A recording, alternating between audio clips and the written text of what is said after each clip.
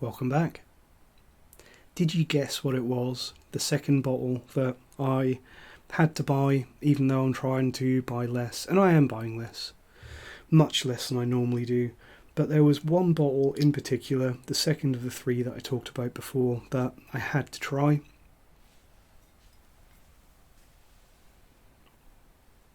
Ardbeg Committee Release Heavy Vapours. So, short review, this stuff sells for 120 quid, but it should really sell for 60 quid. It's good, but not £120 good.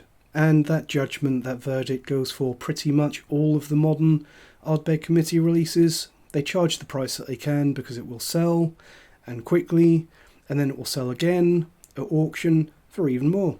I wanted to start off with that little disclaimer, that little TLDR, because I wanted to get in before all the people that are going to be in the comments saying, it's too expensive, you shouldn't have bought it. Because there's always a few of those comments on any review of a Ardbeg Committee release, and they're not wrong, but I think at this point we all know that you don't get value for money with an Ardbeg Committee release.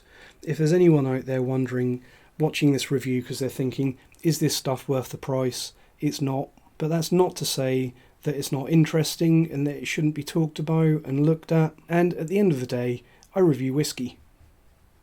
And it's hard to review whiskey and tell people about whiskey if you don't have the whiskey. You'll probably or possibly have noticed though that I've not bothered with the last couple of Ardbeg Committee releases, but there's a reason why I've been waiting for this one since it was first announced, and why I decided to buy this after giving those previous two committee releases a miss, and that's the Purifier. Purifiers and what they are and what they do is quite a meaty subject, no pun intended, and I'll probably cover that in another video, because I'm sure that half of you watching this don't want to hear about all that. They just want to know, is the shiny new Ardbeg good, and is it going to increase in value? Well, I'm not going to talk about the value, apart from the fact that it is overpriced, but we know and expect that. It's part of the package of getting an Ardbeg Committee release. So moving on to the specs on this one. Reasonably good specs, but not a full craft presentation. It is a non-age statement whiskey. They don't guarantee that this is any more than 3 years old, although having tasted this, I think that it is more than 3 years old. So even more annoying that they haven't told us how old it is. It is non-chill filtered. It guarantees that on the label. This stuff doesn't come in a box, by the way. I'll show you the label because it's a nice label. Hopefully you can pause that and read it if you want to. Hopefully there's not too much glare. Show you the back label. It's got Shorty the dog on there holding a purifier in his mouth. Shorty the Ardbeg dog, obviously the oldest dog in the world at this point. Yeah. So, no age statement whiskey for £120. Need to stop talking about the price. It comes in at 50.2% ABV. It doesn't guarantee natural colour. So yet again, we're in that same old situation. It probably is natural colour because, as you're about to see in a few seconds, it is very, very pale, even for an Ardbeg. But why won't they commit to it on the label? Is it because some Ardbegs are coloured? Is it because some batches of Ardbeg are coloured if they come out not looking the aesthetic way that they want? I just wish that Ardbeg and all other whiskey companies would bite the bullet and commit to it on the label, especially if they are giving us a full craft presentation. By not declaring it on the label, you're just making us doubt you. Just makes us wonder, what are you hiding? So, off to a good start, aren't we? What other things annoy me? Nothing gets you quite as angry as an Ardbeg Committee release, does it? Cartoon on the label. I like this label, apart from one thing. I think that the design of it, the fonts and the graphics and everything are really good. The thing that I really don't like is this little cartoon smoke monster. I think that all of these smoke trails are really nice, and the gold is really nice, as is the cream and the little smoky clouds. But putting that little cartoon monster peeking out of it, I think it's a little bit too far. So I do really like the label. not so much the cartoon little smoke monster eyes. They've obviously gone for cute, silly and kitsch with this one, as they do with most of the recent Ardbeg Committee releases, which is fair enough. People like it and it probably sells bottles, but I think that that's a little bit too far for me. It is interesting that the 46% general release, the kind of less special version of this, has the cartoon smoke monster on the box and not on the label, and I think, in my humble opinion, it looks much better for it. And I actually don't think that it's the first time that the 46% general release has the nicer label. But then I also don't care too much because I buy whiskey to drink and not to collect. Other things that annoy me about this one, and honestly it's a short list, there's only two more things. An extra 4.2% ABV. So I'm assuming that's not cask strength. The general release of this stuff, which I can never get hold of because I think it goes to Ardbeg Embassies, the 46% one that's not sold online, and it sells out really quickly, and there isn't an Ardbeg Embassy anywhere near me. And what whiskey shops we have got in this area, none of them stock anything like that. But this is the committee release version, so it should be that little bit above and beyond, and for them to give us an extra 4.2%, I don't think that's quite enough. For a committee release, and for the price that they charge for this, it really should be cask strength. And the third and final thing that annoys me about this, as I've already mentioned, lack of age statement. We know that distilleries like to say that not putting an age statement on a whiskey means that they've got a bit more flexibility. If they've got young casks that are exceptional, they can put those in without having to worry about aging them further for no reason. But this isn't a batched release. This is a one-off that won't be repeated. So why not just tell us how old it is? And that's it. That's all the complaints out of the way. Got it over with. Early doors. Ardbeg glass today. I've been to Ardbeg. Love it. Been there a couple of times. Wonderful distillery. Wonderful whiskey. And I'm sure this one will be as well.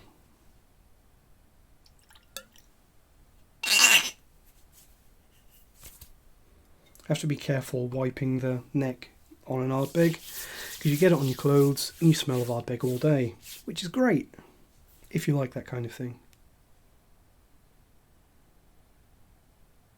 So Ardbeg Heavy Vapours on the nose. Yes. That's the verdict, that's the review, just yes. Curiously sweet and creamy. Oily, buttery, dirty peatiness. I have done a little A/B tasting of this before the video between this and the normal 10-year-old, and I do think that this is slightly dirtier and farmier in the peat department than the normal 10. Also, interestingly, it's got quite a cheesiness and a little hint of like fresh mint leaf. Like if you find mint growing wild, you pick it and smell it. It's got a little bit of a note of that on the nose. And the interesting thing about that is that they're both notes that I got from Ardbeg fermentation, and I really love those notes in both of those whiskies. But I think that it's very interesting that that long maturation on fermentation and the lack of the purifier in this release have in some ways given us a similar effect. I think it's that, I don't know, oiliness, extra esters. Somehow they've taken two different approaches and in some ways got to the same destination. Not as much of that cheesiness in this release though. Also getting a strong note of creosote, like painting a fence with creosote on a hot day. Quite salty, briny rock pools, and a slight peppery, woody prickle. Let's see how it tastes.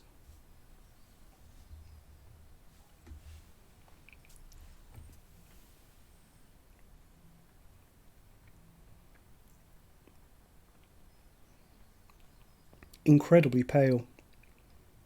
I find it incredibly hard to believe that that's not natural colour, but my god does it piss me off that they don't put it on the label.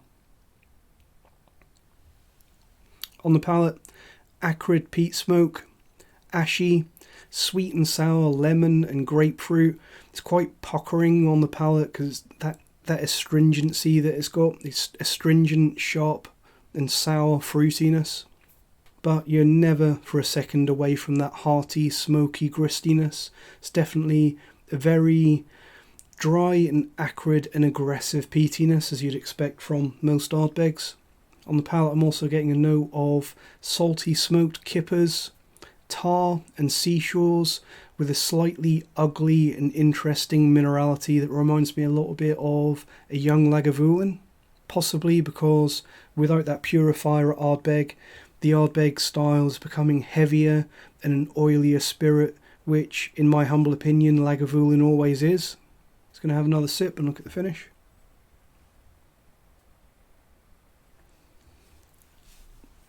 Really is very good whiskey. If it wasn't for the price, everyone would be stocking up on this. As for the finish, it's very intense, as the entire experience is, but I do find that the finish is oddly short, and perhaps it's just the intensity of the palate overshadowing the intensity of the finish. But the finish that we've got, it's sweet and salty, ashy, but relatively simple, and it dies away quite quickly, just leaving a lingering peaty smokiness. It has to be said, the finish is shorter and simpler than I expected, but it's still great.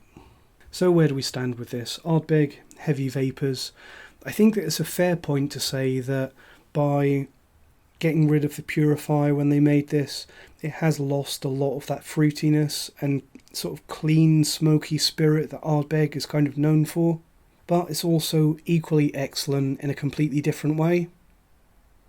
So one question that's unequivocally been answered is yes, the Purifier definitely does something very important, and it makes a very pronounced difference.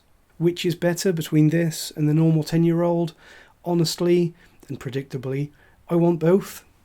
If I had to choose, I think that this is the better whiskey, but I think that the 10 is probably the more versatile and definitely more refined and fruity and elegant whiskey, whereas this one, despite having a bit more power and a bit more intensity, it's almost a little bit tiring. I think that I would probably get bored of this more quickly than the 10 if I had to have only one of them forever. I would absolutely welcome this style of Ardbeg in some releases going forward though. I don't know if they've ever experimented with turning the Purifier off for some of their other releases, but I can imagine this style of Ardbeg working really well against a sherry cask, or perhaps in a very old release where the cask has many years to work on those heavy, oily flavours.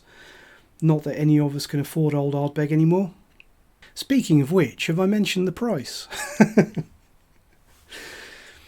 Price. As great as this is, it is a really great Ardbeg. It's not that much better than the already amazing standard 10-year-old, and it's definitely not good value for money at 3 times the price of the 10-year-old. I'd be really, really happy to pay £60 a bottle for this, but not much more than that. And I think that's going to play a large part in the verdict and whether I recommend this one, because most of us, including myself, have to pay for our whiskey. I am glad that I bought this, not because it's value for money as a bottle of whiskey, but I think that it's a fair price to pay, £120, to see the difference between whiskey made with that still Purifier and without, because there's really no other easy way to get that comparison. If you want to see that comparison, then £120 is the ticket price for that experience, because it's really the only way to do it. As a bottle of single malt whiskey in isolation though, it's not worth £120, and I think I'm going to go into retirement when it comes to reviewing Ardbeg Committee releases again. I'm kind of done with them, at least for a while, unless they come up with something interesting like this again. Something like this, or what they had with Fermutation. I think for me to justify paying £120 for an Ardbeg Committee release, it needs to be something more than just another cask finish, or a super heavily peated variant. That's really not going to cut it anymore. I didn't bother trying to get a bottle of the Ardbeg Supernova, and I shouldn't have bothered with the Ardbeg Hardcore. That one was a bit of a flop and definitely not worth the cost. And I didn't bother with Ardbeg Smoke Trails either. I did have a chance to buy that recently, decided to give it a miss. So there we have it. Like Fermutation, I am glad that I bought this one. I think it's really interesting to see the effect of not having that purifier.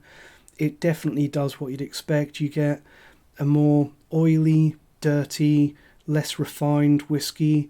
It loses a lot of that clean fruitiness that you get from the Ardbeg 10. And to be fair, that is one of the things that's always attracted me to Ardbeg.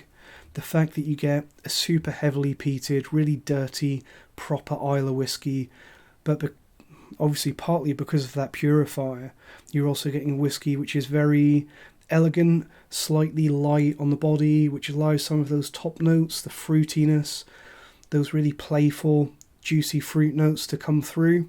And I think that by removing that purifier with this Ardbeg Heavy Vapours, in a way you've got a more intense Ardbeg, but it's also less unique compared to Ardbeg's neighbours. In particular, this really does remind me quite a bit of like a young Lagavulin. So in a way, by getting rid of the purifier and making this a more intense experience, they've also lost a little bit of the charm of what really makes Ardbeg special. So if you're watching this video and you're trying to get a sense of, is this worth buying? I think it really depends on whether you're trying to buy a bottle of whiskey or whether you're trying to buy a ticket to a learning experience on purifiers and the effect of reflux. Would I buy this whiskey again for £120? No, I wouldn't. Will I make this bottle of whiskey last and thoroughly enjoy it? Absolutely. And I do hope that one day we will see more purifierless Ardbeg in the future. Not all of it, but some of it. Thanks for watching, and cheers.